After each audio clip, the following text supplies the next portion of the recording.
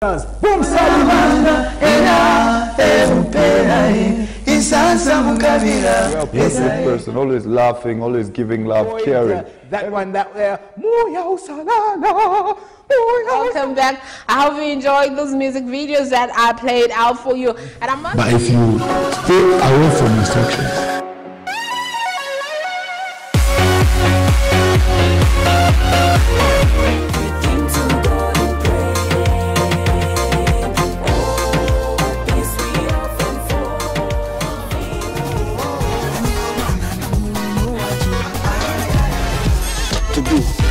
and there's a Prism. And he comes up, from one day he becomes a Prism, he becomes prime minister in Egypt, because that guy has the answer.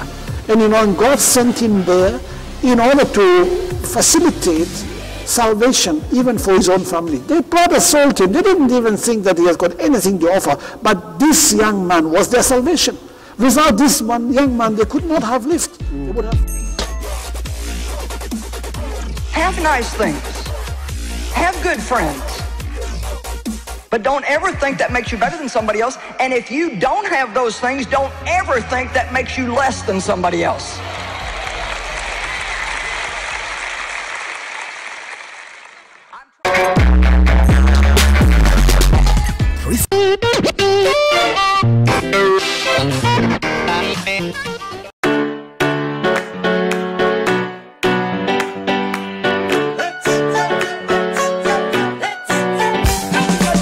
Selectors, boom Salibanda era Isasa Mukabira. A positive person, always laughing, always giving love, caring. That one that there. Welcome back. I hope you enjoyed those music videos that I played out for you. And I'm but if you stay away from instructions,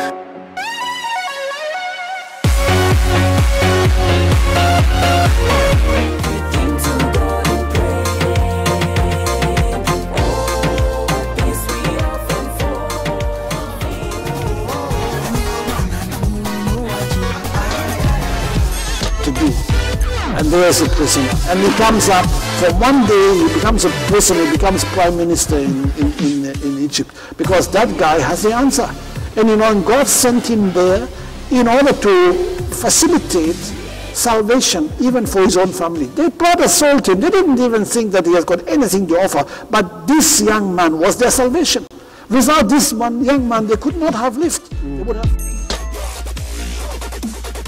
have nice things. Have good friends.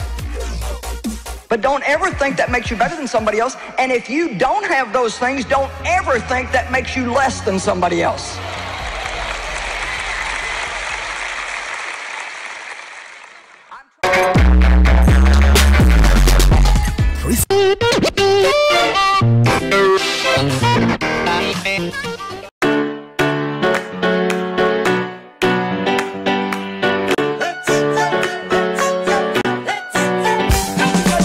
Selectors, boom Salibanda era Isasa Mukabira. A positive person, always laughing, always giving love, caring. That one that there. welcome back. I hope you enjoyed those music videos that I played out for you. And I'm if you stay away from instructions, and live on social media. I'm Frederick Tangala to be with you once again all the way to the end of the program. I hope you will find time to interact with me on the discussion that we have today. Today, we want to hear from people that have had coronavirus before and they have survived. How did they come to the point of going for a test? What symptoms did they have? And why did they go for testing? What made them think it was coronavirus which they had? And what impact did this have on the family members that they were living in their households? To protect their identity, it's going to be an anonymous phone call. Please This is 100% anonymous, and whoever we're going to talk to today, you don't know them unless they have told you. So we'll be talking to somebody from Lusaka, another person from very far away here, northwestern or somewhere there, province, just to hear about their experiences. Both of them had very different symptoms, and this is what makes today's discussion interesting. I would have wished to show their faces here, but they have chosen not to. And you understand why? Because you and me are still stigmatizing people that have survived from coronavirus, and this is a roadblock to a fight against COVID-19. It's strange, even employers out there are also stigmatizing those who have suffered coronavirus, COVID-19 before. Before I begin, let's get into some update of some kind. Globally, the world now stands at almost 23 million cases of confirmed coronavirus COVID-19 globally, 22.88 million. That is almost 29 million cases. And of course, we have seen almost 800,000 deaths, 797,000 deaths as a result of coronavirus, the coronavirus associated or coronavirus caused. And globally, out of these 23 million, about 50.5 million have recovered, leaving us with only 6.5 million active cases in the world, out of which only, and we really are happy to hear this, only 61,800 are critical serious cases out of almost 8 billion people. You only have 61,000 who are critical. That's good news, but hey, it's only good news if you're not among the 61,000. If you are, or your relative is among the 61,000, that's not good news. I'm talking about statistics, all right? Back in Zambia, our own beloved Z, we, from the previous, yesterday's update by the Minister of Health, we have 10,372. And yesterday, we had 154 new cases. We had 5 deaths and 114 recoveries. So we had fewer recoveries than the new cases, meaning we should not expect the number of active cases to be going down because you and me are not doing what we are supposed to do. I told you last week, the only time we should expect recoveries to be more than new cases on the daily basis is when you and me take up the mantle and start leading by example by preventing coronavirus. But what we are seeing in town is something to regret. Okay, so cumulatively, we now have 10,372, total recoveries 9,240, and I'm seeing my cameraman putting on his face mask now, which is good after I said what I said. Okay, and in terms of number of deaths, we have 274 COVID deaths, okay, out of which 82 are direct COVID deaths and 188 are COVID-19 associated deaths. We still have 4 which are not yet classified. Zambia currently, ladies and gentlemen, dear viewers, has 858 active cases. Like I said, sounds good, huh? It's a very small number compared to what other countries have. If you look at the USA, active cases is beyond this world, including South Africa, by the way. South Africa, the only country in Africa which has gone that far. It's number 5 in the world. South Africa has got about, this is serious, 90,153 active cases. And they have recovered 497,000 active cases. USA has 2.4 million active cases, and we have 858, okay? But if we did more as a country, I think we can, you and me, we can achieve more than that. All right, so the time is now come for me to talk to the first person who had COVID-19 and recovered. Okay? We are going to call her Madam X. Madam X will tell us what she went through and her experiences and how this can benefit you and me. Forgive my gadgets here.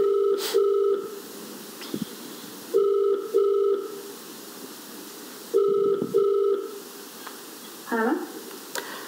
You're through to Coronavirus and You TV program. My name is Frederick Chitangala, the anchor of this program. Thank you so much for having me, and I want to appreciate your time that we can discuss your experiences regarding this disease. First and foremost, why did you decide, we'll call you Madam X, why did you decide to take a test? What symptoms prompted you to go for this test? Okay, so to start with, I came in contact with someone who came in contact with someone who passed on. So you are not the generation that the person who died was in contact with? Sorry? So you are not the first generation in terms of... No. Ah, okay. I am not. Okay. Yes.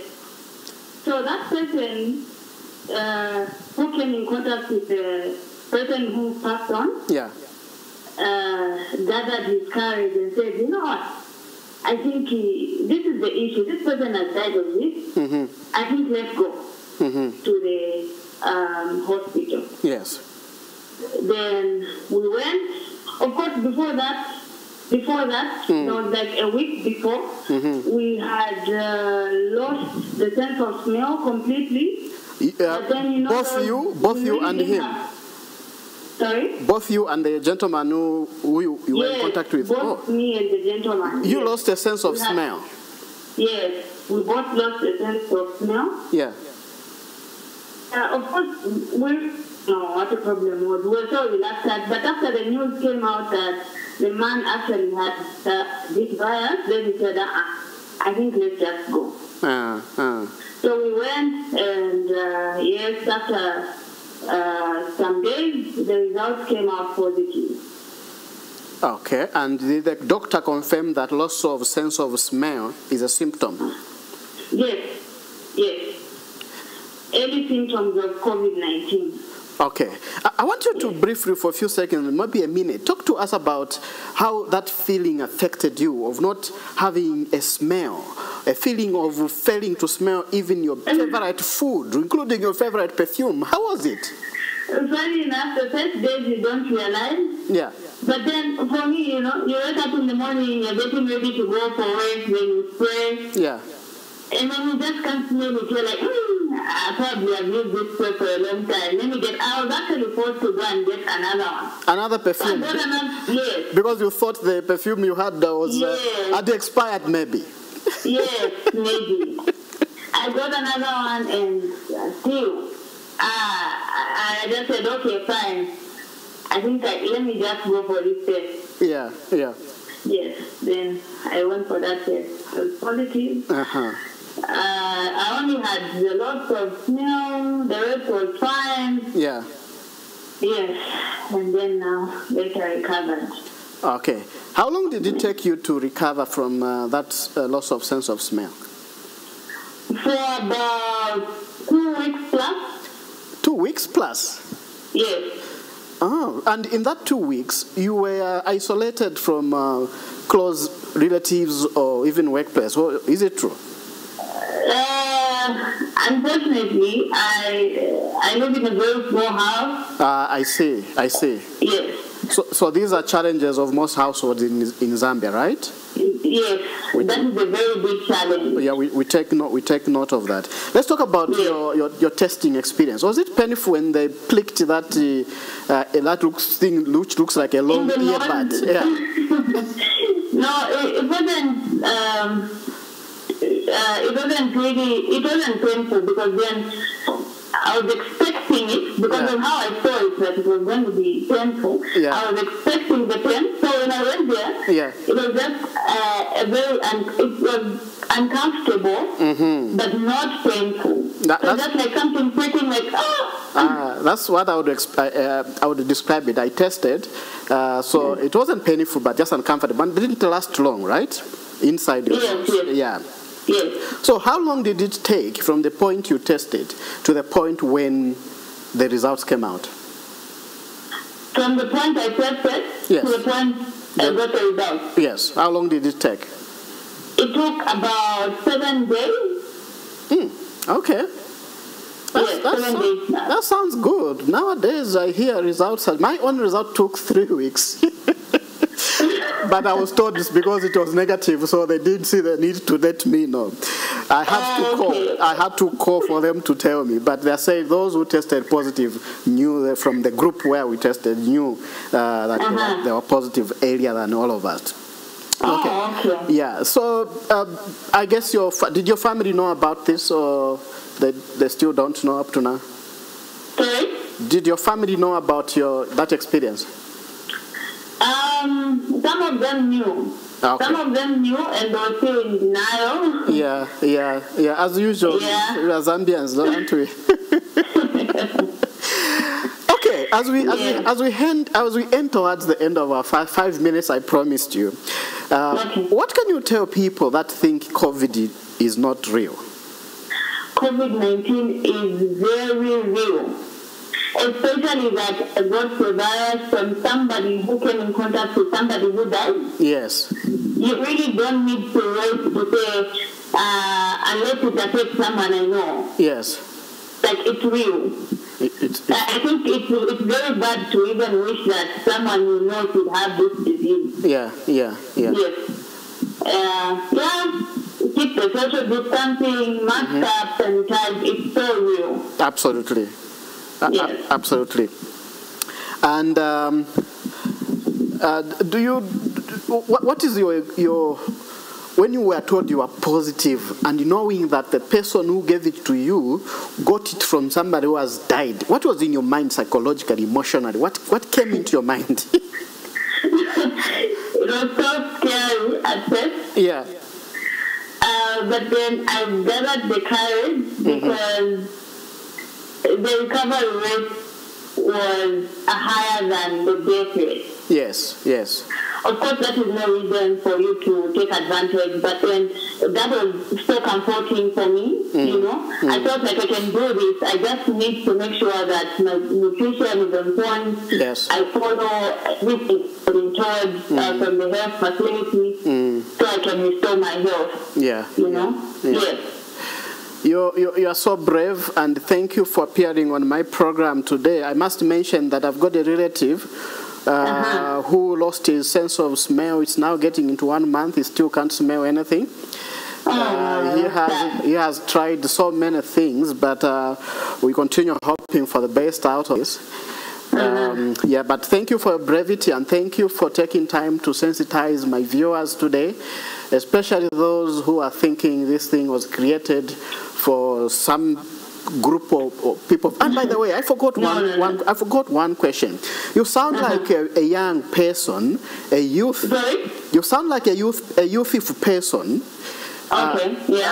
And yet we are told that young people, or we hear rumors that young people like you, perhaps, shouldn't worry about getting coronavirus. But there you are, got it. No. Every person has an equal chance of getting the virus because you might never know who you come in contact with, what to start. Yeah. Yes. Wonderful. No, Madam. Otherwise, every person has an equal chance of getting the virus. That's right. Madam X, I would like to thank you. Please, if you have time, go on my Facebook page. You are going to watch the rest of the program. You probably can even rewind and see or hear yourself how you sounded like. And also, I've sent you a YouTube link to your WhatsApp. Okay. You can also find this program already there, even at night when you have time to watch properly. Okay. Thank you so much for your time, and we really appreciate your insight into this. Thank you, man. Stay safe. Thank you. Bye-bye. Okay, how was that? That was Madam X from wherever within this country, okay? And her experience is very special. She lost, first and foremost, she lost a sense of smell for 1 week, thinking that, maybe my perfume is expired. Oh, maybe there's something wrong. So she went to buy another perfume until her friend said, look, the person I was in contact with has died of COVID, and I've been in contact with you. Let's go and have ourselves tested. They went for a test. They discovered they are positive, and that's how come they lost, both of them, their sense of smell. So sense of smell is one of those symptoms that has been published and provided to the public, that it's a symptom of COVID-19. In fact, early symptom of COVID-19. If you are lucky like her, it will be the only symptom of your COVID-19 disease. So there you are. I hope you have been encouraged, and I hope you have been motivated.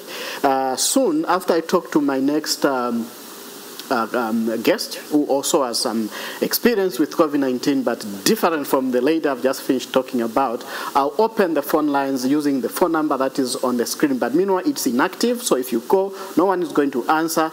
But please wait until I talk to my next guest, and then after that, we can discuss the two experiences. You can give me a call, and maybe you can also tell me experiences, or you can comment on what my guests are talking today. It's a special day. I'm excited because this has never happened on this program, and I know my director is happy behind the walls because it's the first time we are doing this, and I hope we can continue looking for people that don't mind sharing their experiences. And this is a very practical way of communicating to you. And by the way, it's my prayer that